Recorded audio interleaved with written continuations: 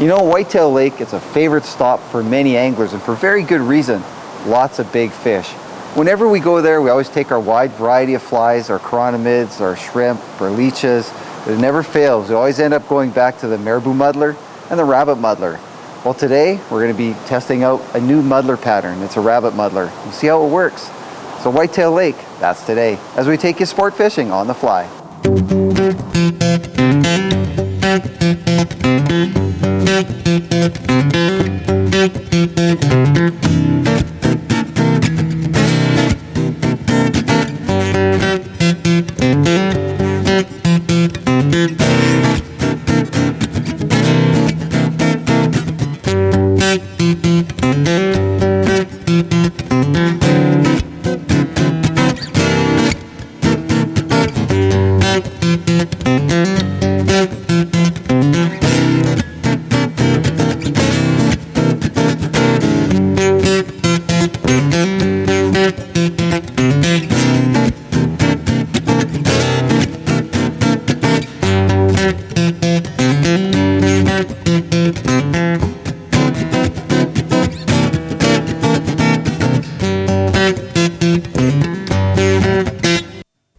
Sport Fishing on the Fly is brought to you by G. Loomis and by Islander Reels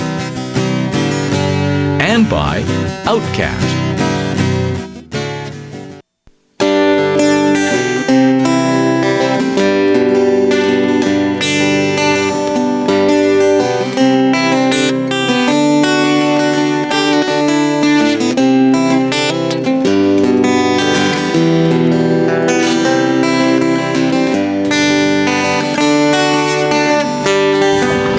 Oh man, look at that, right on top. Trying to keep them this way. Oh, big silver. Oh, one thing about it here, boy, a whitetail, you get the big fish. And that's one of the main reasons we always come here. Oh, boys, right away on the strip, you know, once we found out, once it gets windy on this lake, a real go-to pattern is the white Caribou muddler. We showed it on one of our previous shows. And it's always been just a great pattern to go to for these big guys. And they seem to come right up on top. Whenever this gets this nice chop on the water, might as well put your chironomid away and go to the white Caribou muddler because it is very effective. Oh, and there's a dandy. Right in the side of the lap, barbless hook. There's the white Caribou muddler. Let's try to hold him up here for everybody. There he is there. Real nice bowl, nice and healthy, beautiful fish in here. That net's 22 inches, that guy's about 22. Let's see if we can get him revived and let him go. And they got the beautiful colors in here. They're just green backs, chrome color. Oh, there he goes. That net, 22 inches, that's how big he was. Great little way to measure fish. Whenever you have to adapt the situation, I started with my chironomid. As you can see, I've got one line out, a chironomid line. And I went to my intermediate sink. It's a clear intermediate sink. Waves are up. And I found that if I go to a clear intermediate sink in about 20 to 30 water, the fish seem to come up. Whenever the wind riffle comes on the water, fish get a little less nervous, tend to start looking around, go to a clear intermediate sink, sink her down about 5-6 feet, strip it back. And again, white muddler minnow, Whitetail Lake, you can't go wrong. Well, interesting situation has just happened. Don just caught the nice fish on the white Caribou muddler, had the good wind blowing. We still got a bit of a wind blowing, but we're not getting the same wave action we were before, and I think that's critical. The waves were up probably about 8 or 10 inches, and now with the wind blowing, they're only a couple inches up. So time to change up, and that's why it's good to have the ability and the versatility to change up. So I got my sink tip on. It's got a clear intermediate sink on it right now, and I'm going to switch over because I think the fish are back right down on the bottom. When the chop was on, they came to the top. Now they're down on the bottom. So I'm going to put my wet line on, and we're in about 35 feet of water, so I'm going to try some wet line chironomid. Get this reeled up and switch it over.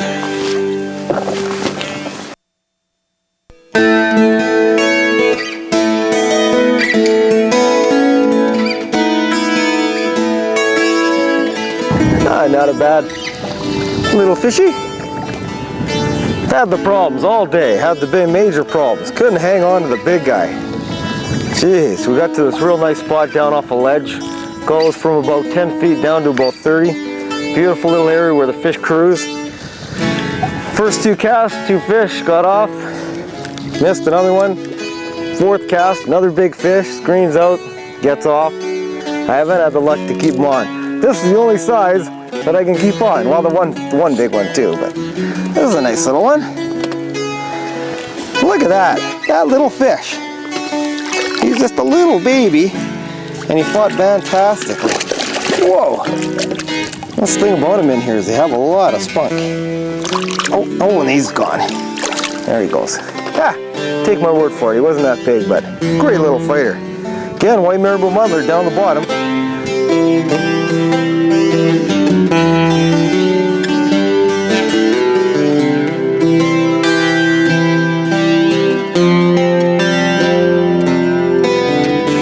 Well, this guy's not huge. He's a wannabe huge guy because he does have a little bit of attitude when it comes to going for a couple of nice runs. But he's not the big guy. And you know, when you come out fishing a lake like Whitetail Lake, or matter of fact any lake you go to, it's all about, you know, how the day progresses and being observant, watching other people what they're doing. The other end there was a guy who was using something white. Couldn't tell what it was. He was fishing right down along the bottom. He was the only guy at the other end of the lake catching a lot of fish. Well, we went in and had lunch, came down to this end of the lake, and decided to change it up. You know, I tried the wetline chironometing technique, and then I watched Don go through and catch a whole bunch of fish using this technique here. You know, I'll get to that in just a minute here. Oh, I'd like to get this guy in the reel. If he'd go a little further, I could have. And what he's doing is the wind's died down. You know, earlier when Don caught the nice one earlier, the wind was blowing, and he had the fish right near the surface. Well, the wind's died down. You can see there's not much chop on the water, just enough. And the fish are actually right down on the bottom. So he was letting his clear intermediate sink line get right down to the bottom. He was actually rigging up his chironomid line, and he allowed his clear intermediate sink line to get to the bottom, and he was noticing that's when he was getting the hits. So, well, did the same thing. Now he's been using the white muddler minnow, which of course we tied for last time we were at Whitetail Lake. And I switched it up. I put on something white, and it's just it's rabbit strip. And wow, what a lot of attitude. This fish is not all that big, trust me. And oh yeah, white rabbit strip zonker is all I put on. Right down on the bottom. Allowed it to, get this guy in here. Our wet net, haven't had a fish in it yet today. Yeah, amazing, hey? All those runs out of this little fish. I'll show you the fly here in a sec. Pop it out, barbless hooks. Oh yeah, now watch this. This fish is not, he's probably gonna go, he's still got lots of energy in him. Hold him up here for you. Are you ready? Hey, that's not what you come to Whitetail Lake for. You expect to catch this guy next year. And that's when he's going to be about the size of Don caught. There he goes. A little guy. Had the great fight though, but I've actually been getting a couple hits on that technique, just getting right to the bottom. And the way zonker works is it keeps on diving towards the bottom, because it's like a sculpin pattern. So just doing some short, hard tweaks, allowing it to come up and then diving back down. So when it's sitting, that's when it's picking it up. Anyway, we're under technique here. I know Don had a big one get away, so I know there's some bigger ones out there. So don't go away. We'll be right back.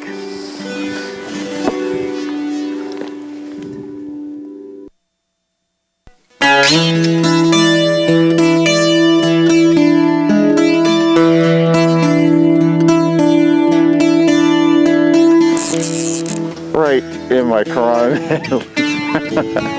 That's bad news.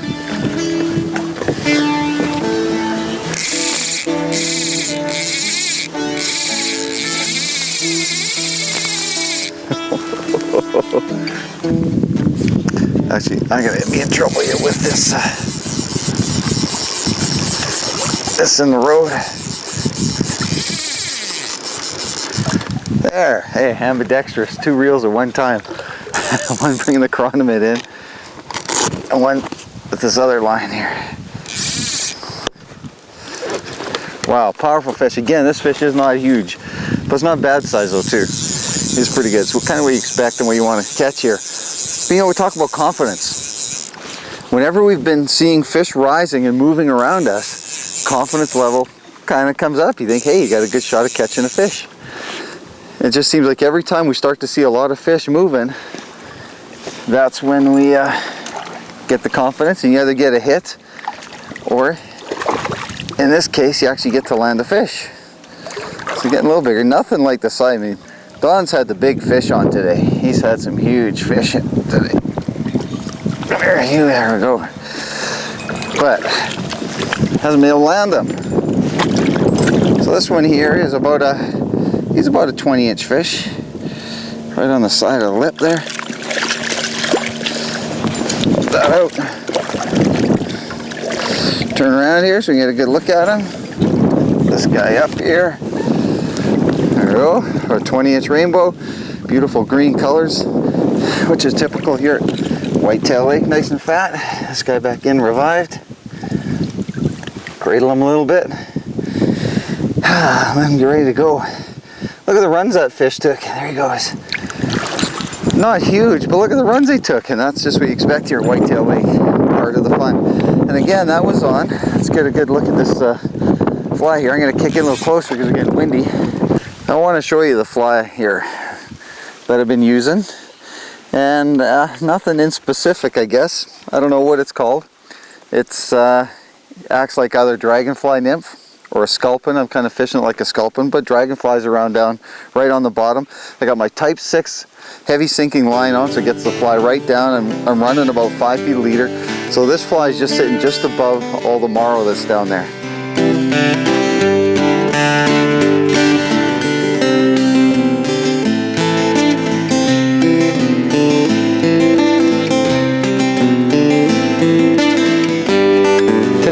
Tie you up the Rabbit Muddler. Now there's one real nice ingredient in this pattern, and it's the rabbit. Rabbit undulates in the water, has a very lifelike action, and if you want to catch a number of different species, rabbit's the way to go. Make sure you have these materials ready before you tie the fly. For the hook, we're going to use a Mustad 300 size 6. We'll tie with some UTC 140 black thread, some .03 lead wire for the weight. For the ribbing, we'll use the medium red wire, some silver Mylar tubing for the body, some red or white rabbit strips for the gills or side fins, some black rabbit strip for the wing, a few strands of Krystal flash for the overwing, and some flared Arctic caribou in black and natural color for the head. To start the fly off, before we even tie on our thread, we're going to take our .03 lead wire and we're going to wrap it in for the weight. And what I'm going to do is cover about 3/4 of the hook with the lead, and only do one layer. After the lead's been wrapped in, I'm going to take some silver Mylar tubing. I'm going to slide it over the hook right to the back, and actually you form a little tail when it splays a little bit. I'm going to take my red wire and just wrap it right at the base, right where the lead was, and just keep wrapping it forward just so your wire gets wrapped off. Cut off your excess, and then what I'm going to do is take this wire, make sure I do some really strong pulls on it so it holds it at the back, and I'm going to wrap it forward and form about 5 or 6 ribs on the fly, and this is really going to enforce this fly so it doesn't get all torn apart. We're going to wrap it right up until it reaches the front of the fly by the lead and wrap that in, and cut off our excess Mylar. Now the body's tied in, I've actually tied on my black thread. I'm going to take some white rabbit strips. You can use red to imitate the gills, but I like the white for the color change. We're just going to put a set on both sides. So we'll put on the white rabbit strips on that side and make sure they're tied in good. And then I'll pull off some more, and I'm just pulling it right off the tag, and we'll tie it in on the other side. So you have 2 opposite sides of the rabbit. After you have the 2 gill plates or gill sides tied in, I'm going to take a strip of my black rabbit, and I'm just going to trim off a little bit off the head of the rabbit strip, and we're going to lay it on the hook. Make sure it's about almost double the length of the hook, if not a length and a half, and tie it in near the head.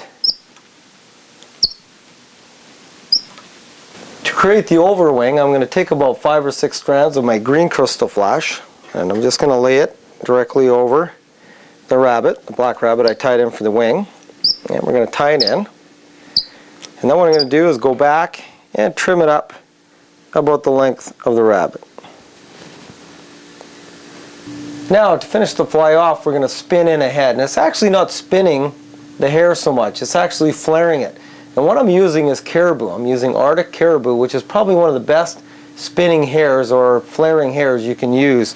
So what we're going to do is take some black Caribou, and I'm just going to lay it on one side of the hook and just wrap it loosely, and then get tighter, tight, and really tight. And I'm actually not spinning it on there, I'm just allowing it to flare. Then I'll take a little more and I'll do the same on the other side. Take some more Caribou, put it on the other side, hold it nice and loosely, go around once loose, twice a little tighter, and 3 times I'm pulling very hard. And then what I'm going to do is push this material back, tie in front of it, and continue spinning hair on. And I'm going to use both materials. I'm actually going to spin on some black Caribou, and I'm going to use the natural Caribou, and I'm going to alternate between the two so I get a black and brown segmentation over my head as I tie up. So we'll just continue to tie in the brown and the black all the way up to create the head on the fly. Now that the head's finished, I'm going to whip finish off the fly. And once we do the whip finish, I'm then going to go back and trim the head. So what I'm going to do is take the fly out of the vise and start trimming the head to form a nice bullet head on this fly. And we'll take a large pair of scissors and start doing that. And I always like to trim the very bottom of the fly nice and flat so that the hair sits nice and flat, and we'll trim it into a bullet head with a good pair of scissors. And there it is, the finished Rabbit Muddler. I mean, this pattern is a good sculpin imitation, and you do want to fish it slow on the bottom, especially in rivers. But it is very effective in lakes also. And what makes it so good is the rabbit. Make sure you incorporate the rabbit wherever it's needed. Give this fly a try. I think you're going to like it.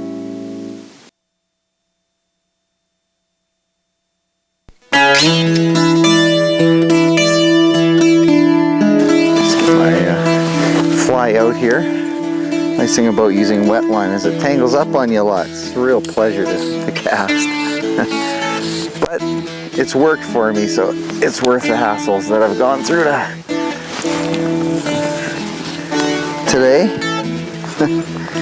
Okay, let's get it up out of the road here. What I want to do is show you the strip technique that I found is working for me today. And it's a little bit different than what Don's using, because I'm fishing it a little bit differently. I've got the full sink, type 6 sink line on, so it's getting right down to the bottom. So I'm really imitating a dragonfly or a sculpin that's right down the bottom. They don't move very quickly, they do short little bursts. So what I'm doing is just a very short, maybe it's at 4 or 5 inches, and then let it sit. Another quick burst, and then let it sit. There's fish rising everywhere, this is hard to do. Another quick pull, and then let it sit. And what I'm finding is when I let it sit, that's when the fish is actually taking the fly. When I give it the next pull, that's when I feel it's there, and then I can set. And I've been lucky. I've missed a lot, and I know Don's missed a lot too, but that's just part of fishing at Whitetail Lake.